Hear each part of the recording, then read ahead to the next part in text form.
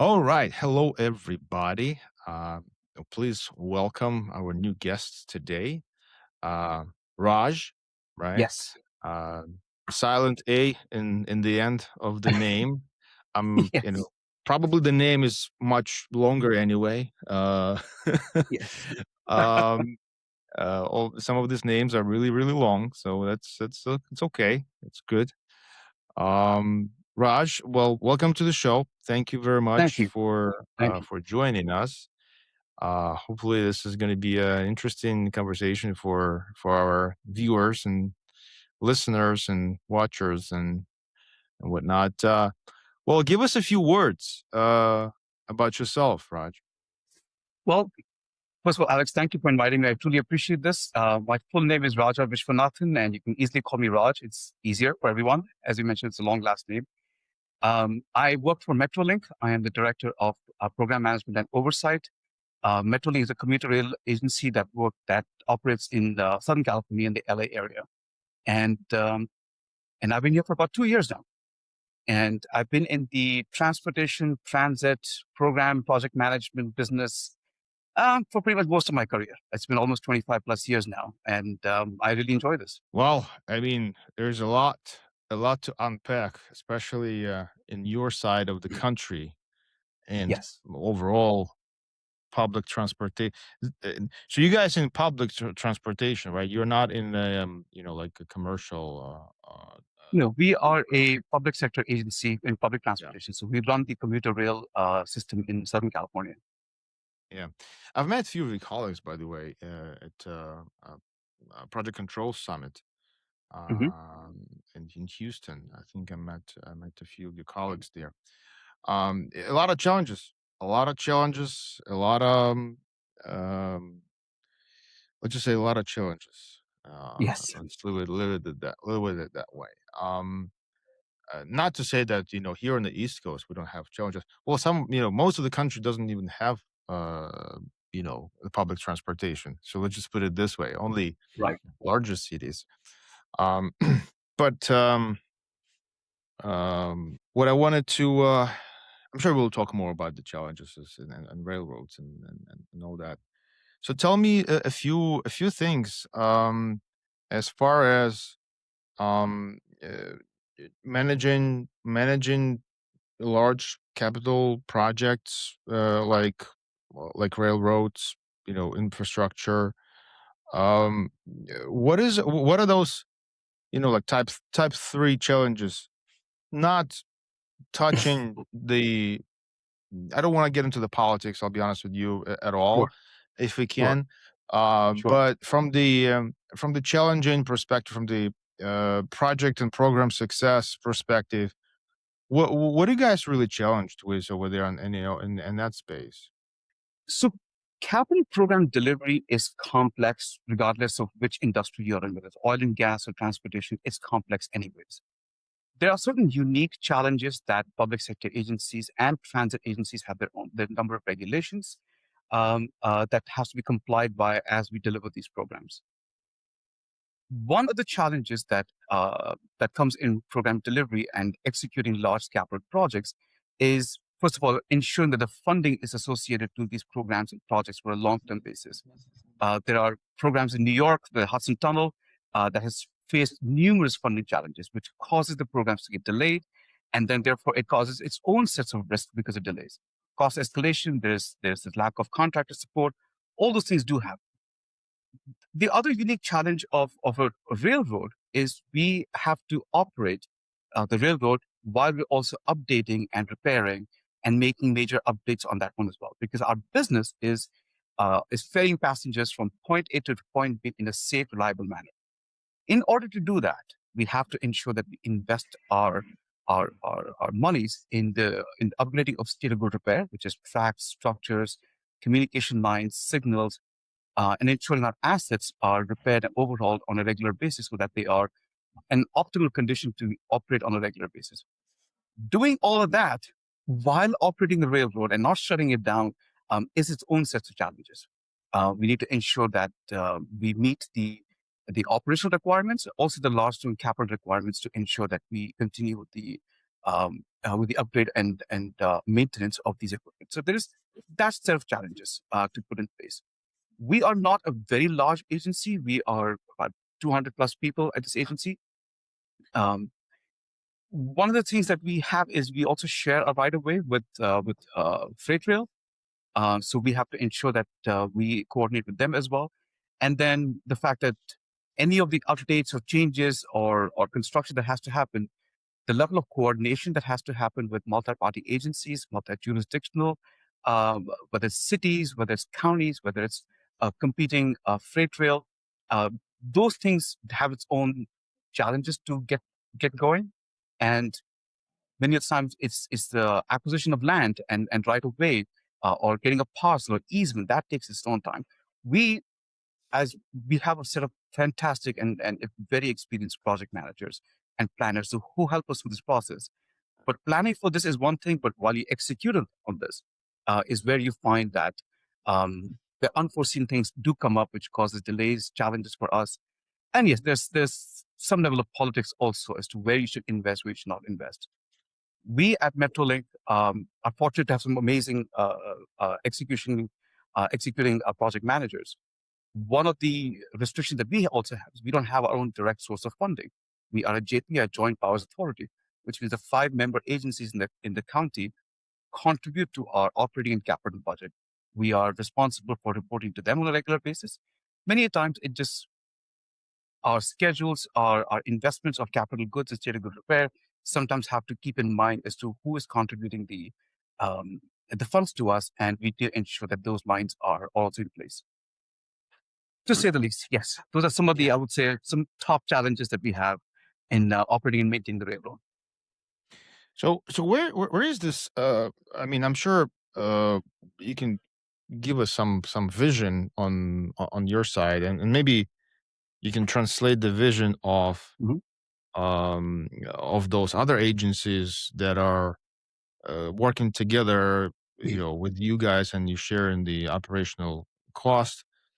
What's the vision for the railroads, going forward? Because we're talking about, all kinds of electrical cars, and we're talking Yes. about, some alternative, Mhm. tunnels, and there's monorails and things like that. So There's where where is it going? if you look at it's a hard question to answer, is because these are some Sorry. long-term, multi-decade uh, uh, initiatives that do come in place. Yes, there are alternate methods. For example, our member agency county, San Bernardino County, has a zero emission multiple unit asset that they operate. That's fueled by hydrogen. There are others that are on electrical. Our sister, not sister agency, but Caltrain in San Francisco launched electrical service, which has been a fantastic boon for the area, and it's running amazing. It's been a really transformative project. But if you look at the region and look at the geography and the telemetry of how things are laid out, adding new tracks, new stations, or completely new assets are sometimes prohibitively expensive. And we are dependent on funding, whether it's state or local or federal funding, which has its own um, ups and downs as to how that comes along. And again, the operational cost of some of the stuff is just sometimes prohibitively expensive. So these things take a long time.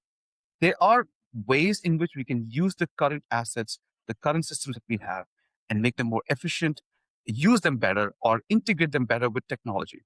Whether it's ensuring that the passengers know when the train is coming, the reliability of that one, how do they get on board, how do they get off board, the experience on the train itself can add to more ridership and getting people to get more excited about using public Mm, transportation.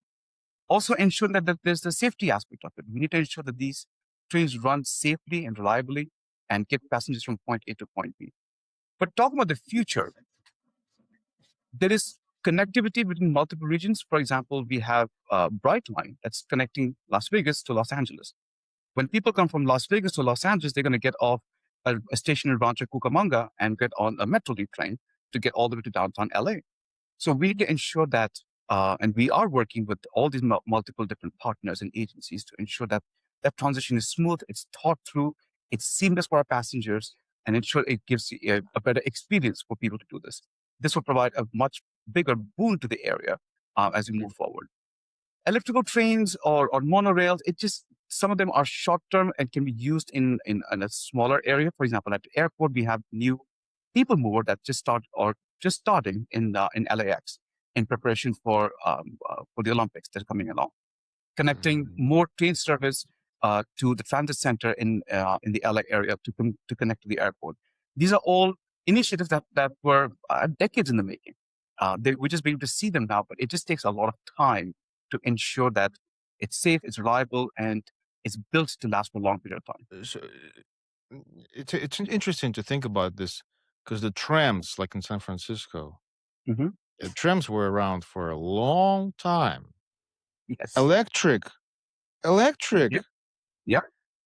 and now all of a sudden we're so overhyped with that, from electric car. I mean, it's been around like this for forever. Yes. I mean, for a long time. Okay. Yes. So is that the plan where we're gonna have more public transportation, across regions, further out, or the public transportation is only prone to like very focused big city area and not really Uh, go into the suburbs? Because I can't imagine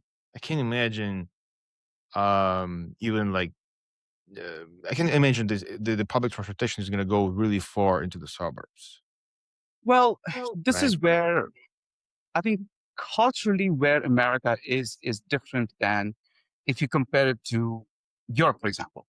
Um, Hmm. but they've built cities around this, or they've accommodated cities around public transportation, and it's all multimodal. It's not just rail. They have buses, they have other forms that all integrate together. They work together. Um, United States also does this pretty well in areas where population density can justify the level of investment of putting together a completely integrated multimodal transportation system, whether it's connect a ferry to a bus service, a rapid bus transportation system, to a local bus transportation system, to a monorail or a light rail system, to a commuter rail system or a metro system. These things happen if you look at New York, if you look at Boston area, if you look at San Francisco, and Los Angeles. These things are there, but they're in a limited capacity. I think, let me put it this way. Uh, You've asked a question that the Secretary of Transportation for the United States should probably answer. But if I was king, yeah, Okay. I would invest more in public transportation. But again, it just depends on the return of investment that we can get and ensuring that this happens. We're also have to look at public input, whether they want this or not. So Mm. it's it's it's it's putting together the weighted analysis of whether you need more roads or you need more public transportation, whether buses or not, and whether people would take them or not. So you can add more service, which will help for some people. But then you do analysis, you do service to see by adding more service, are people actually, is there a bell curve by which just adding more and more service, would you add more people or there's an optimal level? I think we can add more service in some areas maybe don't. Again, these are complex, complicated, long-term questions that need to be answered. And it depends on each county, city, state, and how they want to invest and keep these multimodal systems in place. It, something that reminds me that I think Asian infrastructure, like particularly in Japan, probably China, where there's a lot more speed rail going on, right? There's a lot Yes. more of that infrastructure that, and you mentioned Las Vegas to LA. Is it new? Is it relatively new? It's new. It's being built right now. Oh, so is it already operational or No, not yet? not yet. Yeah. More probably 2029 or 2030. 'Cause so why is it always like so long? Wait. Exactly. um, yeah, though I think that would be interesting because nobody would, there's a there's this reasoning for anyone who to choose. If I have an option to either drive 4.5 hours, Mhm. whether I can just spend 4 hours. I don't know how fast. hopefully it's going to be fast. Sure. Mhm. Maybe even less than 4 hours, and get from LA to Las Vegas. Then I would rather not drive, especially coming back. Exactly. Exactly. So so again, if you look at the way this has been planned out, this has been decades or many years in works before it actually got started. Again, you're looking at connecting two dense populated cities to ensure that there's enough ridership to justify this level of investment. But then also think about it. There's this thing about if you build it, they'll come, right? If you build Mhm. this infrastructure, then maybe that will just beget more and more people to start investing more in transit-oriented development, where development is done around train stations and train lines or bus lines to ensure that more and more connectivity happens during the cities and allows people to move a lot more. Again, there's a balance to be put. Again, it all comes down to funding, whether it's public sector funded or if it's private sector funded. How that works, it again depends on the areas. On the West Coast, yes, we have some population density, high density population blocks. Middle of the country may not justify it. We have some big cities in Texas and Florida that are working on this one. On the East Coast, we have New York, Boston, that corridor connecting to Washington D.C. That works pretty well.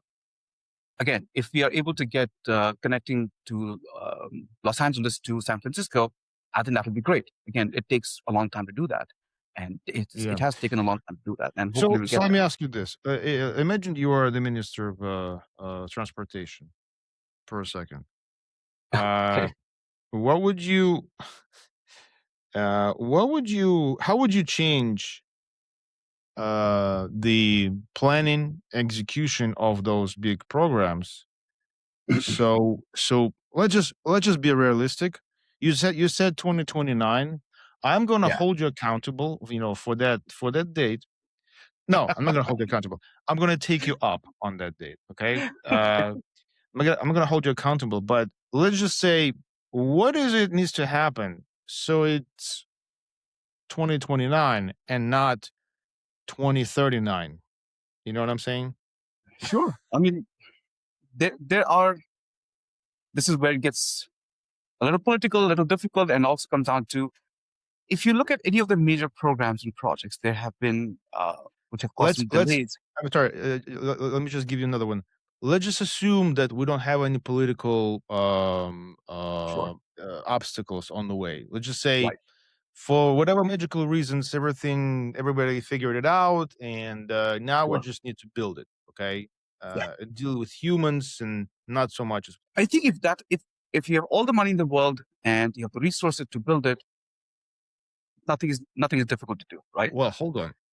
Not figuring out the political aspect of it doesn't mean that we have all the money in the world. So Yeah. I'm sure there's a plan in Hmm. place right now that has been Hmm. approved, right? Yeah. And it's in action, it's in execution mode, and it's shooting to get it done, like launch the first passenger, train sometime in 2029. So how do we do Okay. this within the budget that we have and on time So I and would safe? hate to speak on I would hate to speak on behalf of Brightline, um, but here's what I would say. I would if you just take that aspect of it and just take any capital project that's a major capital program. I think the the initial planning and the risk analysis of how much it's going to take and the overall assessment of the design does have a lot of implications as to the completion of the program looks like. For example, if you take a program that goes from if you're adding a new train line or a new bus service or expanding some roadways in different places, the issue comes is unforeseen circumstances where you find new things on in the right of way that you didn't expect that causes delays, clearance of environmental issues that can potentially cause delays. At this point, we're also dealing with, and which is very real, it's supply chain issues. At this point, even if I have all the money in the world and I order all these parts, I can't get the parts. Right? There's supply chain issues that are global and not just for California or United States. These are global issues. There are many items that are long lead items that takes 4, 5, 6 months, an year sometimes. And then if you plan for those, yes, it could work, but also it balloons up your budget so much that sometimes it just seems like it's too much and we can't really do it. So there's multiple aspects to what contributes to success or failure of any of these major programs. I think a realistic expectation of what the ultimate goal is far better indicator of whether it's successful or not. We can say that we want to do all these wonderful things, but if there's no policy and dedicated funding behind it, that becomes a problematic issue. And then again, if you have policy, you have dedicated funding, you have all the people, but if you don't have the material, it's difficult. And then the other aspect is, even if you have the material, especially in California and many other places, Texas, Florida, other places as well, um, you don't have enough contractors and resources and labor to be able to execute all this. We've had a major fire the last year and a half in California. That has to be rebuilt.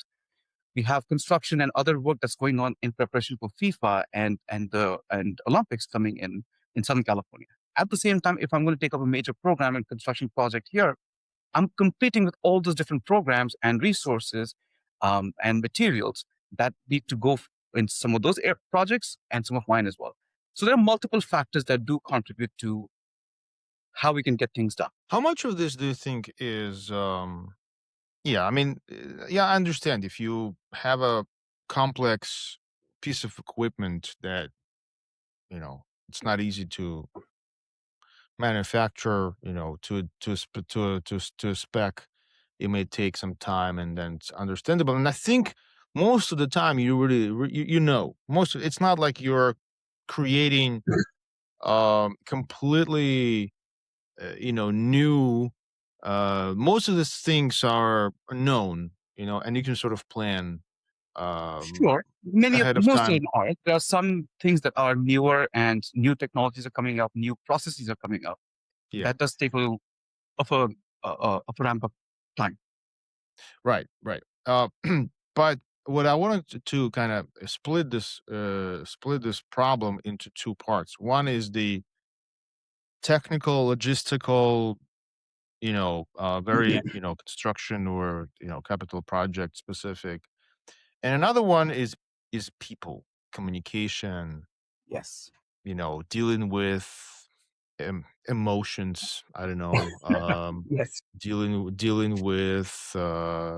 with people, right? And I don't know, vacations, or life happens. Yeah. Life gets in the way. Yeah. And life gets in the way. The wrong person, the whole project gets. You know. Yes. Yes. So if we I usually want to. I usually like to kind of say that I, I I like dealing with technical issues because technical issues I know how to deal with. Yeah. I know the physical characteristics of anything physical that I'm dealing with, and I know what to expect. If something happens, I know I can predict what can happen to it. With people, it's much more complicated, and Yes. that's a lot of times in my case it's a heavy contributor to those issues on the project. So how much of the people dealing with people is an obstacle to get it on 2029. I would say this. I don't think it's an obstacle. I think it's an opportunity to ensure that you're right. There's communication, there's people. Ultimately, all this works based on people. We have to do that. AI can go build a rail system.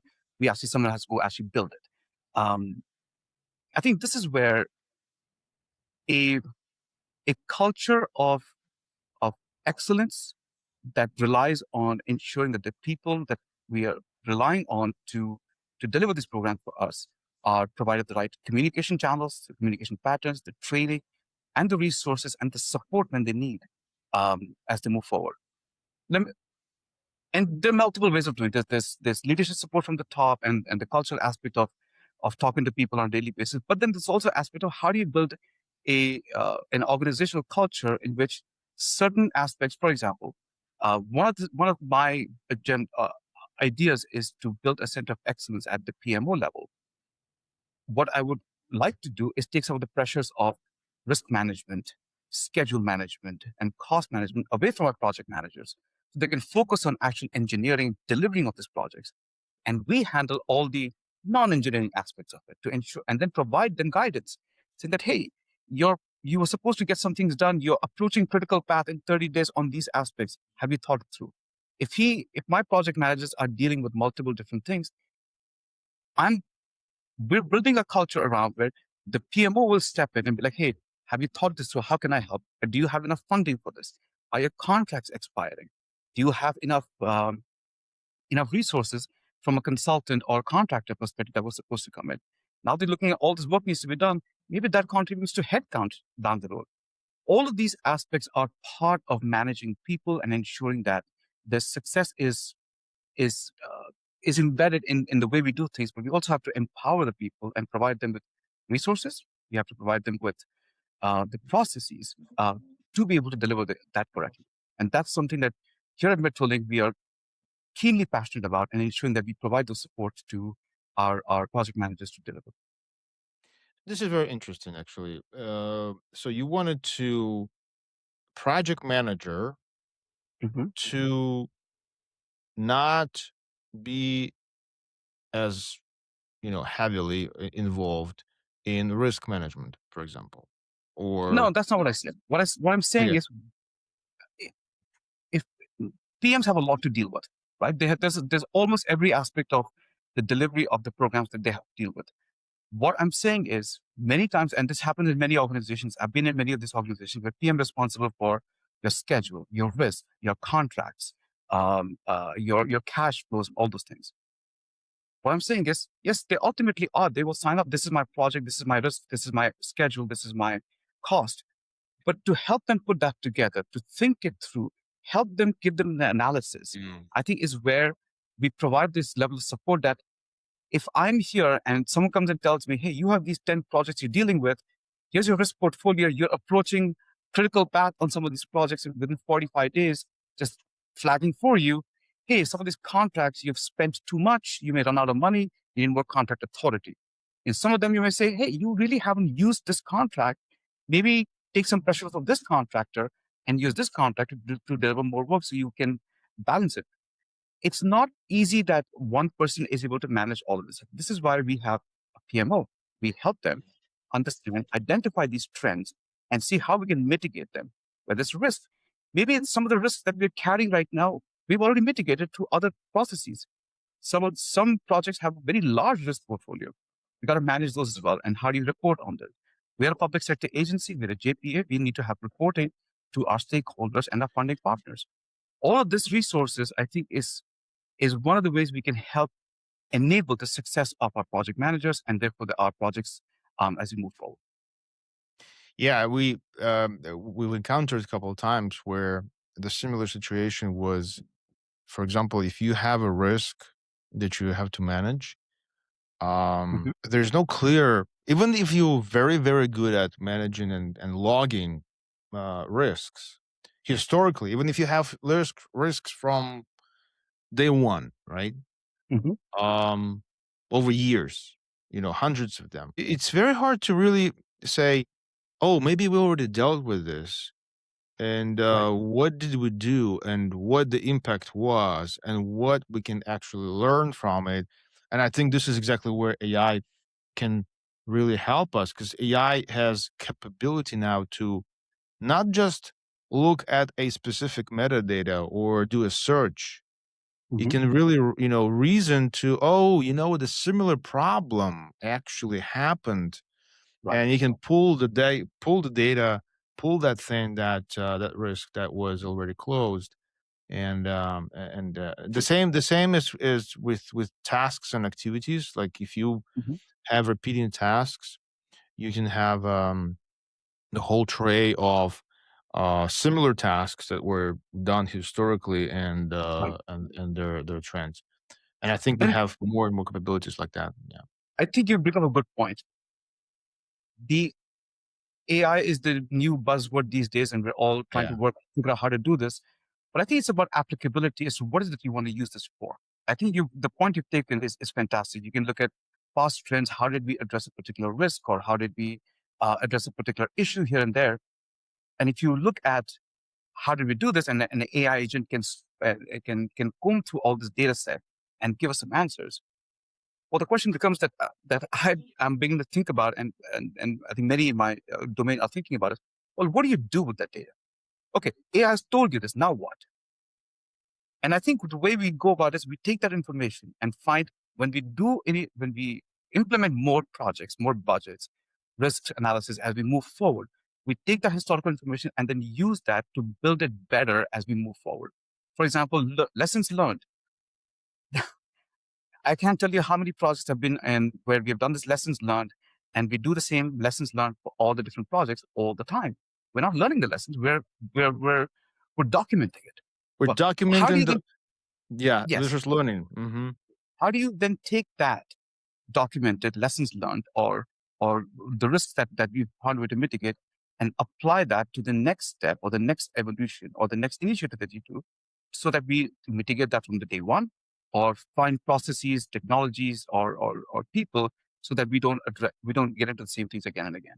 I think that is the aspect which sometimes is people specific. And this is where AI can be really helpful and look at what we did. If I look at a risk portfolio for the last 10 years and say, hey, did we actually use all this risk or did we inflate our budgets based on these risks? And now as I'm putting new budgets together, maybe I don't do that. Maybe I apply this to other tasks where I had not budgeted enough. I think that is where the application of AI and in a very specific concerted manner, I think can be really helpful. And I think we're beginning to see that. The I'm not there yet. We as an agency are not there yet, but we're getting there because of the platforms and the structured data we're putting together. We have tons of data. We sometimes need to structure it and keep it in one place, and then find a way to use the AI models, AI agents in a way that makes sense for us. We have to be a lot more careful as well. We're a public sector agency, so we got to figure out what's the right a combination of putting that together, and then what's the applicability of that as we move forward, and how do we use that on a regular basis. Well, and this is you guys are public sector, so I can ask you all kinds of questions, and so when I have somebody on the show who's in the private sector, and especially like in highly regulatory space, you know they don't say much about what they actually do at work. Right. But I can ask you. So I'll how do answer you what I guys can. yes, yeah, please, don't answer anything that you should not. I will have to cut it, if that's the case. But anyway, look, you mentioned that you guys are starting to explore and using the AI to your advantage. So how are you using this? Well, at the moment, I think we have different ways, and not in the PMO, we're not using it yet. Other aspects of our agency in the IT department and customer service are beginning to explore how to use this better and look at data sets from ridership that can help us develop some models as we move forward.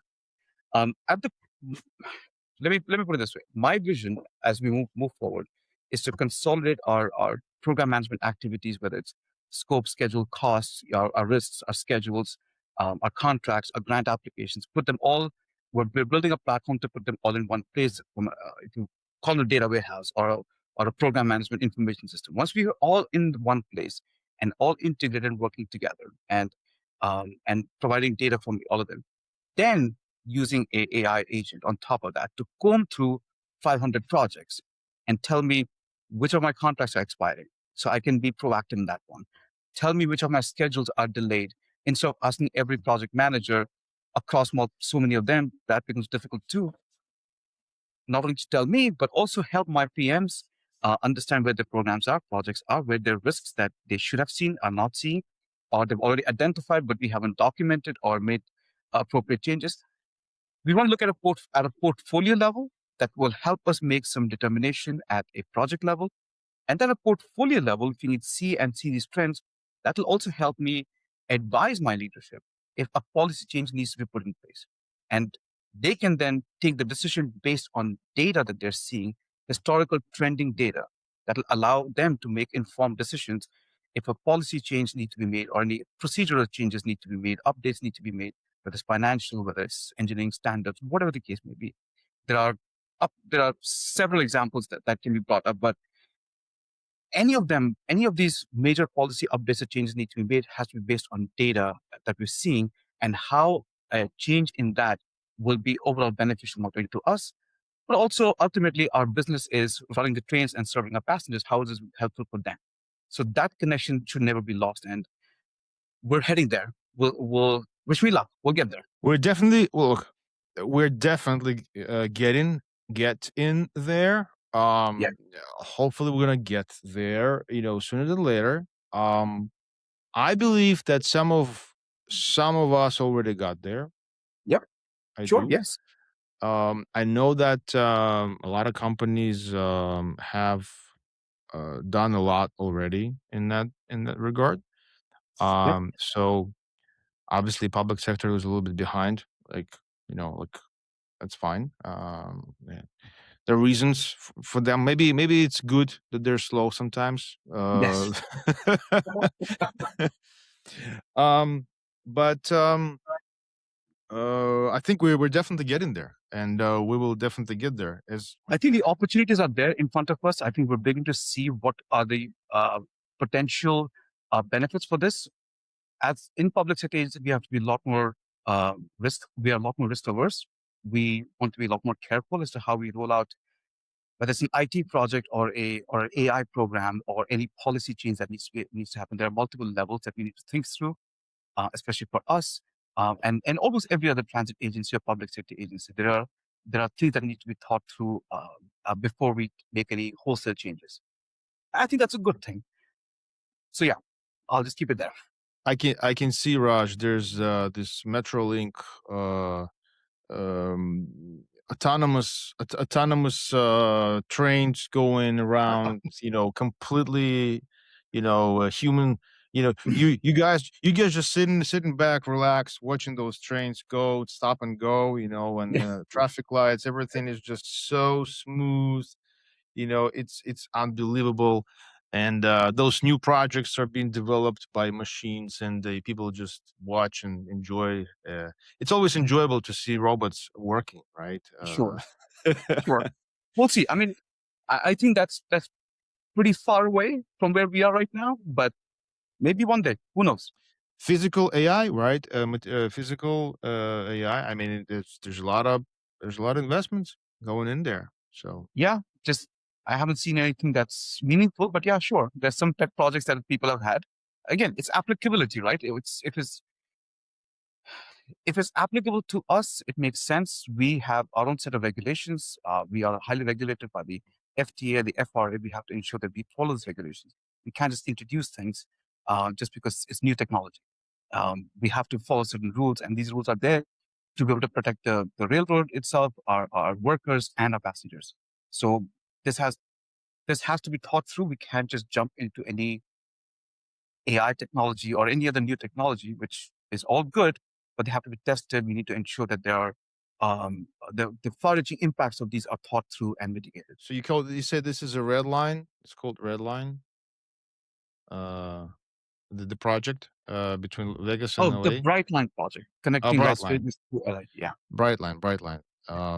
Yeah. Um, Hopefully, people from Brightline will hear us and We talk to them on a deliver regular basis. and Yes. deliver it on time. Deliver it on time. I would love because I go to Las Vegas, a lot because of the conferences Hmm. there. I would love to just jump on the plane. Jump on the plane. I don't jump on the plane because that's not going to be Right. 4 hours. I Yes. want to. I want to just get to the station, get on the train, spend a couple hours, go to LA, do the show or something, and come back. That would be nice. Exactly. I think you've just given a great example of how a, uh, a transit project or a public sector transportation project can have a far-reaching impact on the economies of two cities or cities in between. If you have such level of connectivity, the the opportunity of investment of people moving back and forth. Somebody could be working in LA and living in Las Vegas. Somebody Yeah. could be commuting on a regular basis. There's far-reaching impacts. I'm sure economists have done studies on this one what would happen if there's connectivity between, for example, Houston and Dallas, if there's a high-speed rail system. People could live in one city, work in another city, their tourism could increase, business could increase. You could have lunch in one city, come back home to your family in the evening, instead of getting on a plane. These things are at least at some levels happening in New York, Washington, D.C., Boston area. But that's a very small segment. But imagine doing this at a much larger level in other dense populations.